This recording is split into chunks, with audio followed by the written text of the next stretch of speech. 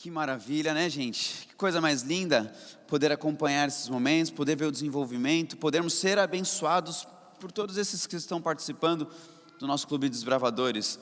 Isso definitivamente é uma bênção. Na verdade, é bom demais ser abençoado por esse ministério tão extraordinário da igreja. Não somente aqui e agora, mas na nossa história. Só uma leve pergunta para aqueles que estão sem lenço agora, para aqueles que não estão. Quantos de vocês participaram em algum momento da vida de algum clube de desbravadores? Quantos ali? Opa, maravilha. Temos aqui 88% das pessoas já tendo participado do Clube dos Desbravadores. Que bom, vocês percebem que eu sou muito bom em estatística, né? A gente consegue trabalhar em cima disso.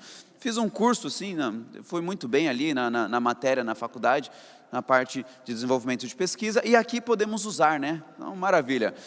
Mas eu falo isso porque na minha vida também eu fui abençoado por esse ministério. Minha família inteira, ela é extremamente animada com o Clube dos Bravadores. Até hoje, embora oficialmente nenhum da minha família participe diretamente, mas ao contar as histórias, meu pai já os diretores bravadores, minha mãe também auxiliar, e aí minha irmã também participando, meu irmão, eu até mesmo. Eu entrei no Clube dos Bravadores com quase 10 anos, né? Quando eu tinha 9 anos de idade. Então participei um pouquinho, fui acompanhando, e quando, no início do ano seguinte, eu já tinha feito 10 anos, em dezembro, e no início do ano seguinte, já com 10 anos, houve em janeiro, então, a investidura de lenço. Então eu lembro que eu fui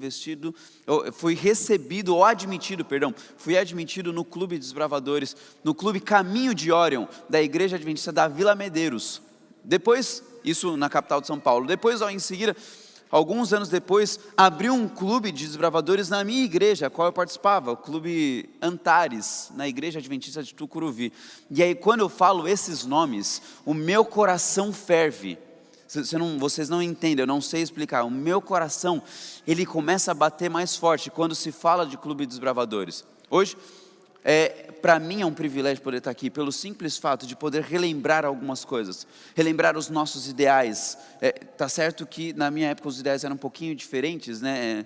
Era a mensagem do advento, hoje é a todo mundo em minha geração, né? Na minha época era um pouquinho diferente, né? Quando eu falava assim, o amor de Cristo hoje nos motiva, na minha época também era um pouquinho diferente, nos constrange. Isso mostra um pouquinho da idade, há mudanças, mas a gente vai entendendo, vai compreendendo, vai vendo o que acontece, vai entendendo como que as coisas vão se desenvolvendo. E algum tempo atrás, não muito tempo atrás, a gente fez um Celebra Kids, o pastor Rafa e eu estávamos fazendo o nosso Celebra com as crianças, o ensino fundamental 1. E falamos um pouquinho da importância do lenço, seja comentando do Clube dos Bravadores, seja relembrando também um pouco do Clube de Aventureiros, mas relembrando daquilo que significa o lenço, o que é o lenço para nós, relembrando os atributos que Deus nos chama a prestarmos atenção. A prestarmos atenção sim, no físico, no mental, no espiritual, a entendermos que esse Deus, a própria Trindade, nos encaminha e nos conduz. Isso que é o lenço, mostrando a nossa excelência na cor amarela, mostrando que existe desbravador em todo e qualquer parte do planeta. Todos nós, ao estarmos lá, fazemos parte desse clube. O clube, ele faz parte da igreja. O clube não é algo à parte da igreja, o clube faz parte da igreja, mas ao colocar as necessidades da igreja diante das mãos do Clube de Desbravadores, a igreja voa, a igreja vai longe. Para mim, e aí eu vou falar bem de coração, para mim um dos maiores métodos de discipulado da igreja, de desenvolvimento da igreja, quando pegamos e olhamos todas as classes, né, quando nós entendemos que com 10 anos temos amigo, depois companheiro, pesquisador, pioneiro, excursionista, guia, tudo isso demonstrando algumas fases do desenvolvimento do adolescente, fazendo com que ele saia não somente disposto a fazer coisas, não é fazer coisas, mas é guiar outras pessoas, é liderar outras pessoas. Isso sim é desenvolvimento. E ao falar um pouquinho mais sobre o Clube dos Bravadores, com os nossos alunos aqui, a gente comentou sobre aquele finalzinho do voto que nós temos, ser o servo de Deus e amigo de todos. Para mim é uma das partes mais bonitas e mais belas de todos os ideais. de todos os ideais. Quando a gente entende o chamado que Deus tem para nós, nós entendemos cada vez mais como é que Deus utiliza o método da salvação para salvar pessoas. O que Ele faz, o que Ele desenvolve, como que é que Deus faz isso? E o Clube dos Bravadores ajuda a gente a entender, mas a gente não vai falar meramente de Clube dos Bravadores, a gente vai falar sobre desenvolvimento espiritual, o que acontece também no Clube dos Bravadores.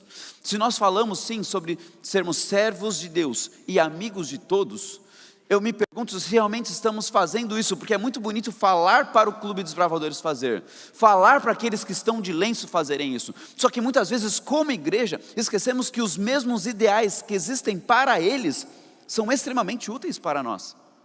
Deveríamos bater mais nessa tecla, pelo simples fato que às vezes esquecemos que tudo isso, que os ideais eles foram criados para relembrar princípios bíblicos, desenvolvimento bíblico.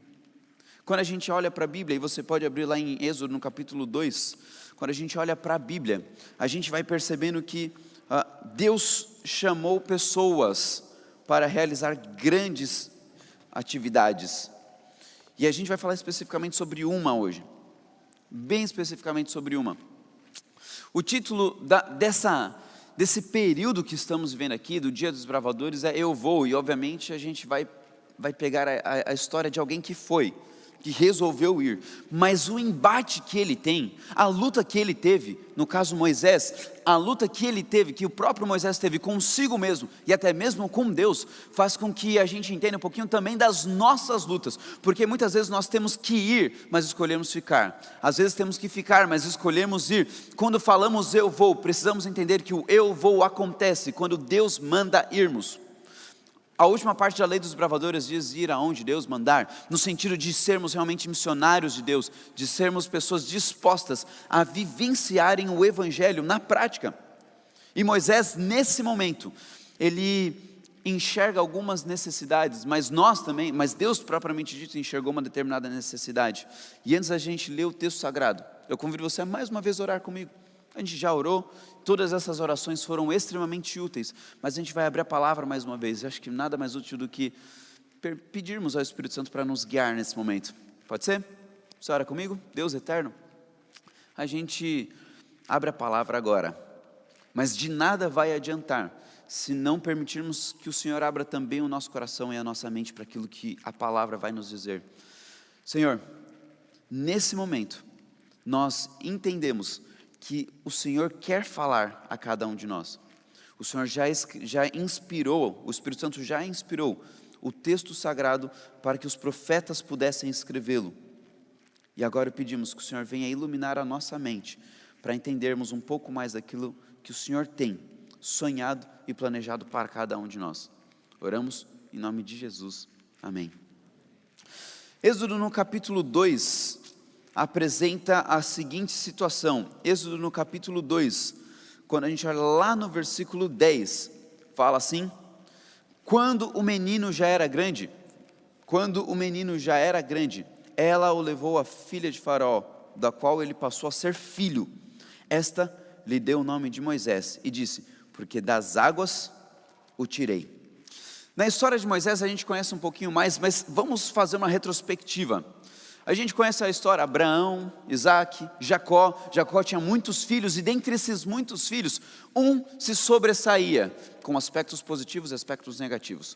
Dos aspectos positivos era que ele era bem colado, bem grudado no pai. Outro aspecto positivo é que ele recebia revelações de Deus.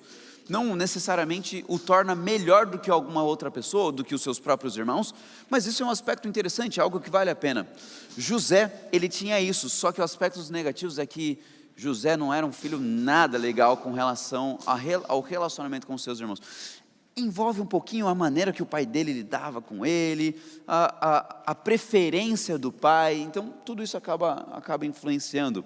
E os irmãos de José, por conta de ciúmes, por conta de ira, por conta do mau relacionamento, claro, a gente pula vários detalhes, mas no fim das contas venderam José. José foi parar no Egito. E ao José ter parado no Egito, ele passou por diversas situações, mas lá no fim da história, a gente sabe que José foi utilizado por Deus para salvar o Egito, em termos de uma grande fome que aconteceria, de uma grande seca, e também salvar toda a região.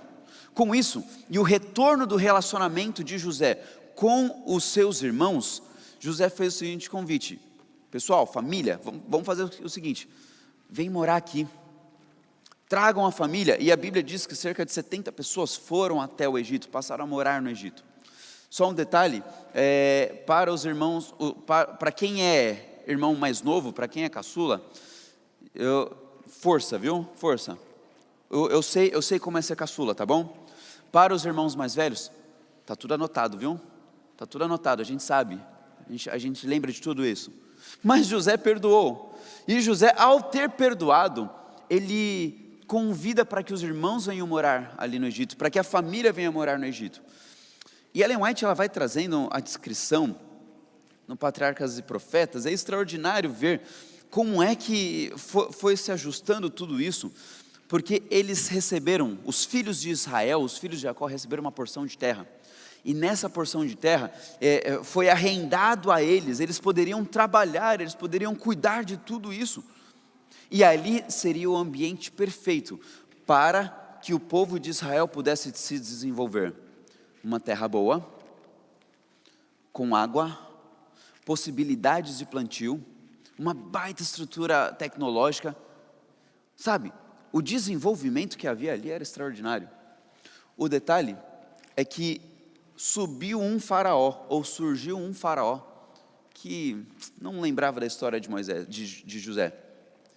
Não necessariamente não lembrava no sentido de que, ficou para trás, mas ao olhar e ouvir as tradições que haviam ali, e ao entender o que estava acontecendo naquele local, ele percebeu que aquilo ali poderia ser um risco. Tendo acontecido então a morte dos meninos naquele momento, Moisés, ainda talvez com outro nome, ou até mesmo sem nome, não sabemos, a Bíblia não diz, Moisés naquele momento ele foi salvo, porque Deus entendia que poderia utilizá-lo para salvar pessoas, mas nesse momento não foi o que aconteceu. Moisés simplesmente ele estava ali, vivendo.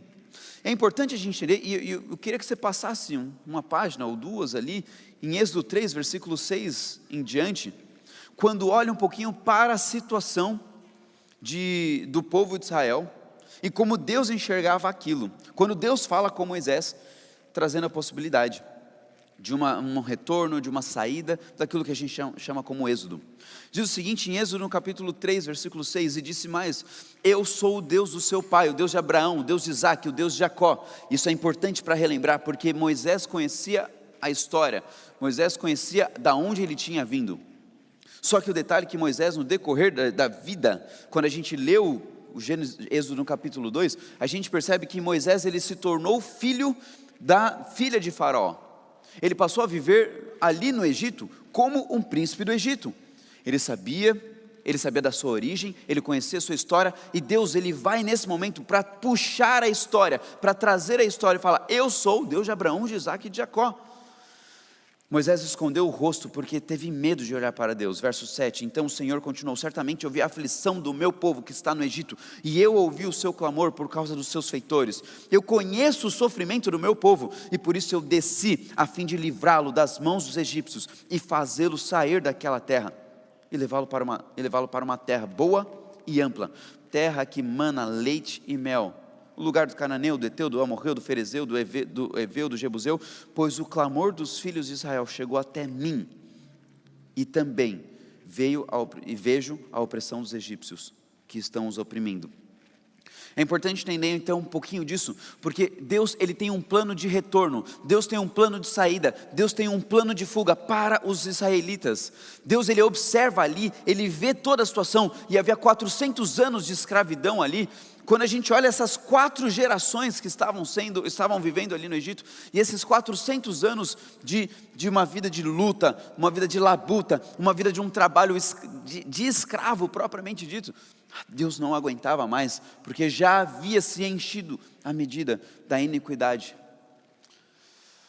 Deus ele não queria mais ver essa situação, e Deus ele proporciona um plano, só que o plano de Deus é usar pessoas. Deus poderia realizar uma grande manifestação. Deus poderia chegar e falar o seguinte: eu vou fazer algo enorme, eu vou fazer algo grande, sozinho. Mas não, Deus utiliza pessoas. E Deus chamou Moisés naquele momento. O detalhe é que Moisés, ele vivia uma dualidade, porque num primeiro momento, ele resolveu ficar ali como príncipe do Egito, continuar ali, só que vivendo de certa forma uma vida covarde. E eu digo uma vida covarde porque ele sabia da sua história, porque quando ele vai solucionar o problema daquele outro israelita que estava sendo maltratado, que estava sendo subjugado, e ele mata um egípcio, Moisés, ele utiliza da sua covardia, porque a maneira dele resolver as situações é através da violência. Moisés, ele vive uma vida covarde dentro do palácio, e quando ele sai, ele utiliza da sua covardia para resolver os seus problemas. Ele utiliza da violência daquela forma, utilizando as suas próprias mãos, fazendo justiça com as suas próprias mãos. Deus chama pessoas, mas as pessoas precisam ser guiadas pelo Espírito. Moisés, ao olhar para a situação dos israelitas, ao ouvir o chamado de Deus, ele novamente se omite, ele novamente volta a viver a sua omissão. Capítulo 4, versículo 10 e 11, diz assim, Êxodo no capítulo 4, versículo 10 e 11, o texto diz: então Moisés disse ao Senhor: Senhor, o problema é que eu nunca fui eloquente, nem no passado e nem depois que falaste ao teu servo, pois eu sou pesado de boca e pesado de língua. O Senhor respondeu a Moisés: quem fez a boca do homem? Ou quem faz o mudo, ou o surdo, ou o cego ver? Não sou eu o Senhor? Verso 12, agora vá, e eu serei com a sua boca, e lhe ensinarei o que você deve falar. O que é importante de entender nesse momento é que Moisés, ele volta a uma situação de covardia. Ele dá um passo atrás, ele fica com medo, ele fica com receio. Moisés, ele, ao invés de ouvir a voz de Deus e ir, como é o chamado de Deus para nós, ainda hoje, e naquela época, Moisés, ele dá um passo atrás, ele volta, ele segura todo o chamado de Deus e evita. E a gente muitas vezes julga Moisés, mas a gente faz o mesmo. Às vezes Deus tem um chamado para nós, para a nossa vida, tem um chamado de um ministério, tem um chamado de uma vida de serviço, tem um chamado para cuidarmos da nossa família, ou até mesmo tem um chamado para cuidarmos de outras pessoas ao nosso redor. Às vezes Deus tem um chamado para nós bancarmos o serviço e a obra e a causa de Deus, sem ficar dando pitaco. Às vezes Deus tem esse chamado e nós nos acovardamos, dizendo que não. Às vezes Deus tem um chamado para nós, para sermos desbravadores de excelência, onde estivermos e por onde passarmos. E às vezes a gente fica segurando. É interessante que Deus, ele responde com várias perguntas. Ao invés de Deus falar assim: não, você vai porque eu te dou força. Não. Moisés, fui eu sou o criador da boca. Eu sou o criador da fala. Eu sou o criador dos idiomas. Eu sou o criador da capacidade. Eu sou o criador de tudo isso, Moisés. Você não sabe disso, você não percebeu isso. Por isso você vai. Você vai porque eu estou com você. Só que nós, muitas vezes, nos omitimos também. E nós, como desbravadores, às vezes chega o cara e fala o seguinte: irmão, foi massa o acampamento, não foi? Foi da hora. Aí você: que isso? Está na escola, falar de desbravadores, não, mas aquele negócio do lenço, falar de lenço nada, não, fica quieto. Às vezes a gente se acovarda, às vezes a gente se acovarda quando alguém começa a falar mal, e a gente não se levanta, não se impõe não. Sabe o que a gente faz? A gente só fica quietinho, não estou falando mal, eu não estou falando mal, eu estou aqui, estou na minha, estou falando nada, estou tranquilinho, e a gente se acovarda. A gente se omite. Deus tinha um chamado para que Moisés fosse libertador. E Deus tem um chamado para nós também sermos libertadores ainda hoje. Mais do que meramente uma escravidão física, uma escravidão espiritual. Sabe? Isso definitivamente é covardia. Às vezes a gente recebe algumas mensagens, imagens, fotos, stickers no WhatsApp. e a gente simplesmente dá uma risadinha e pula fora ali, mas não se levanta para falar contra. Às vezes é preciso Deus vir e falar com a gente. No caso de Moisés, foi numa sarça. Às vezes para nós hoje é no púlpito. A gente precisa parar de se acovardar. A gente precisa ir. A gente precisa fazer.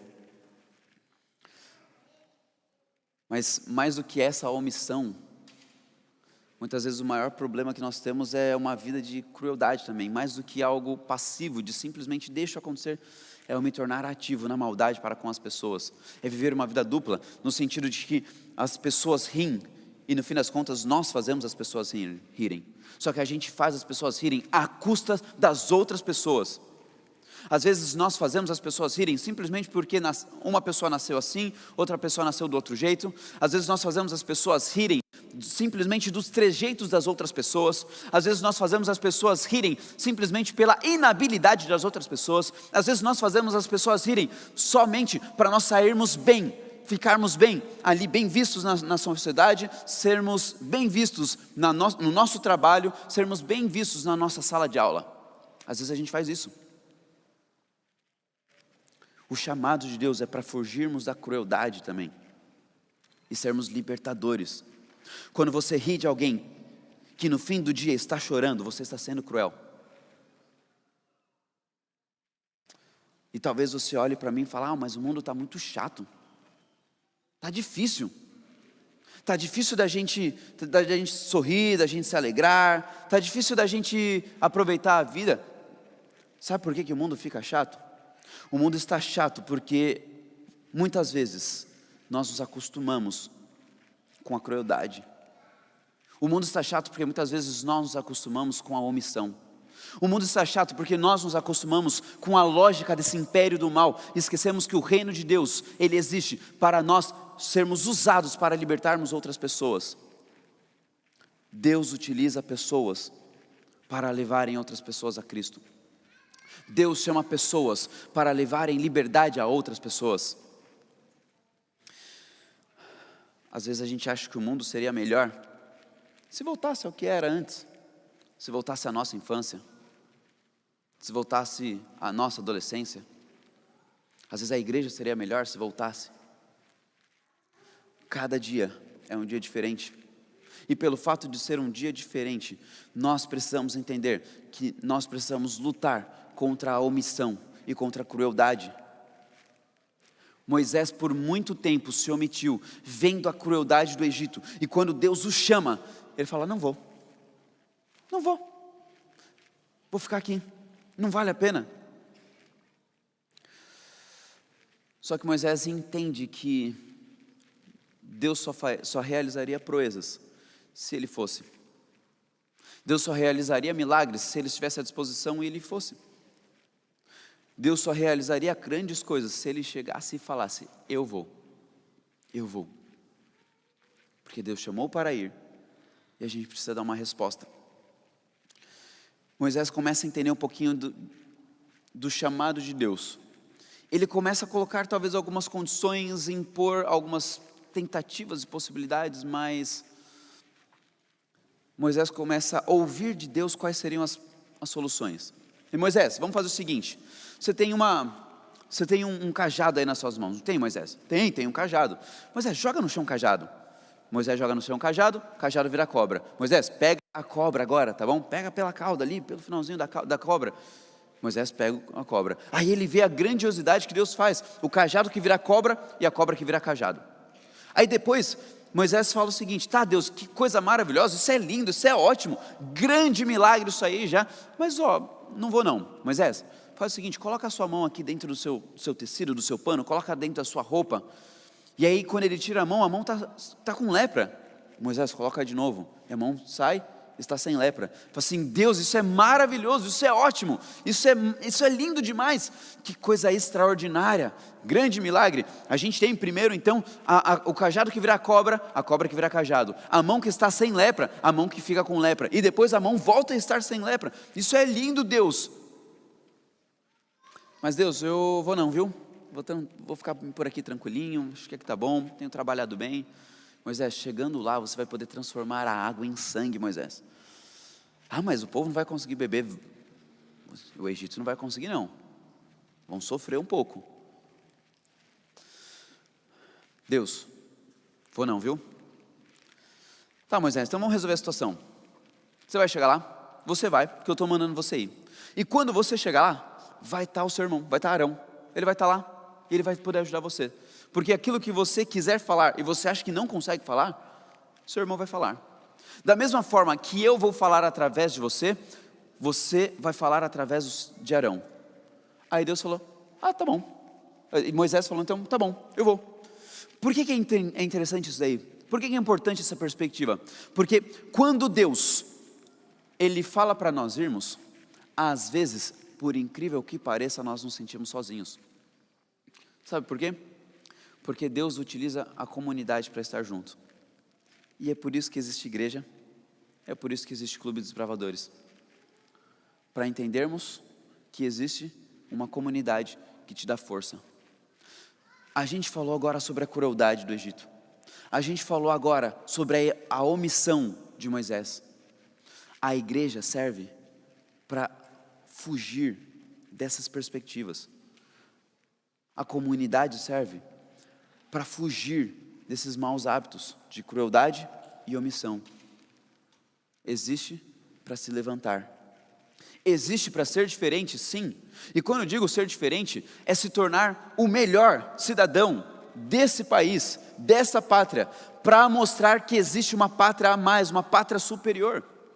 Há estudiosos, historiadores, que apresentam que na época, que após Cristo, aqueles seguidores do caminho, os seguidores de Cristo, eles passaram a ser cidadãos extraordinários, porque eles entendiam que eles precisavam fazer o máximo, o melhor, para tornar Roma um bom lugar, um lugar aprazível, não meramente para Roma ser melhor, não é isso, mas para que a igreja perdurasse, durasse mais tempo, e não somente isso, mas para que as pessoas olhassem para eles e buscassem um bom exemplo, para que a liderança local olhasse e falasse assim, esse grupo é extraordinário, esse grupo é incrível. E hoje o que a gente faz? A gente briga, a gente não sabe se relacionar entre a gente mesmo, a gente não sabe seguir muitas vezes protocolos, a gente extrapola, a gente foge,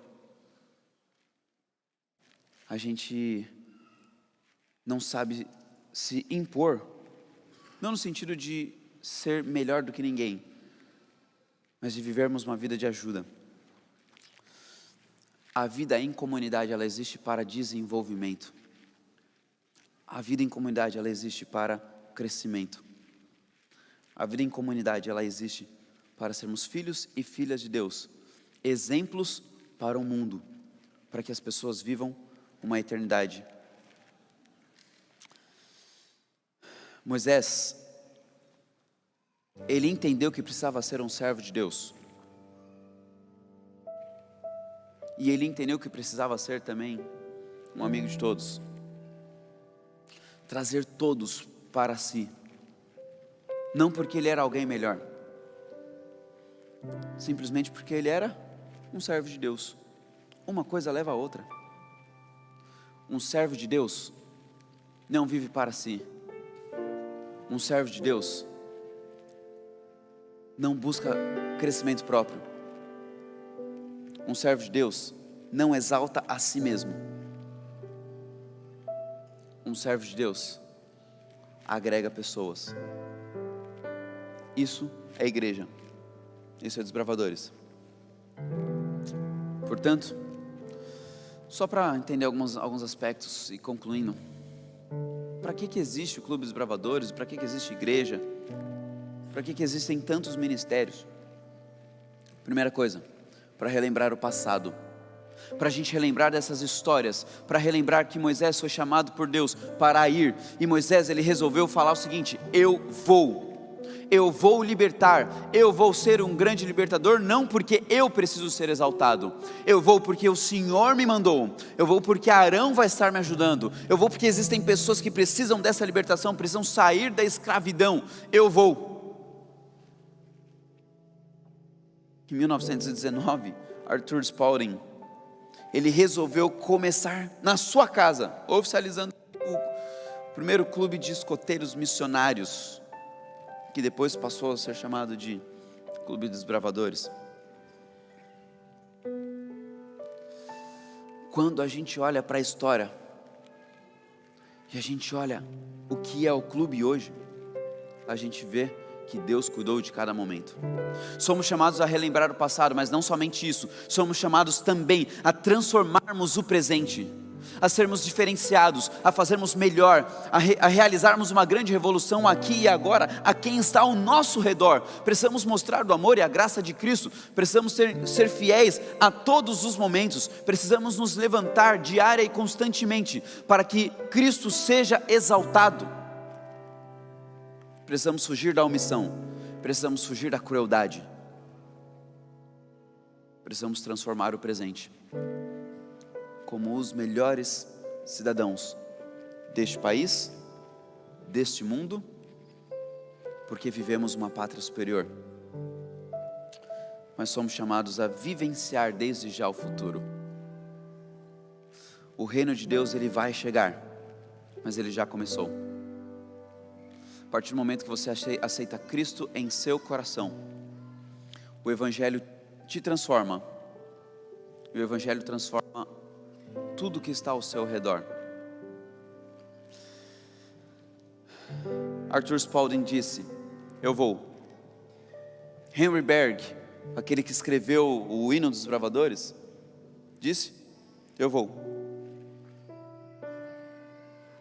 O Clube dos Bravadores do IACS, Clube Everest, precisa tomar uma decisão e dizer: eu vou. Moisés disse lá no passado: eu vou. A igreja precisa dizer: eu vou. A gente não pode ficar parado, a gente não pode mais se omitir, a gente não pode mais silenciar os nossos lábios, porque achamos que somos pesados de boca, pesados de língua. Precisamos vivenciar o futuro agora, o reino que vai vir, mas que já chegou em seu coração. Quando as provas vierem, quando as lutas vierem, quando a crueldade do Egito vier, e você for chamado a viver a crueldade ou viver a omissão, você vai ficar na omissão, ou você vai dizer: Senhor, eu vou mudar essa perspectiva, eu vou mudar esse ambiente, eu vou ser utilizado pelo Senhor, e inclusive, eu vou aonde Deus mandar. Qual vai ser a sua decisão? Quando vierem os problemas, Deus te chama a se levantar, a ir, a ser fiel a todo momento e a toda prova.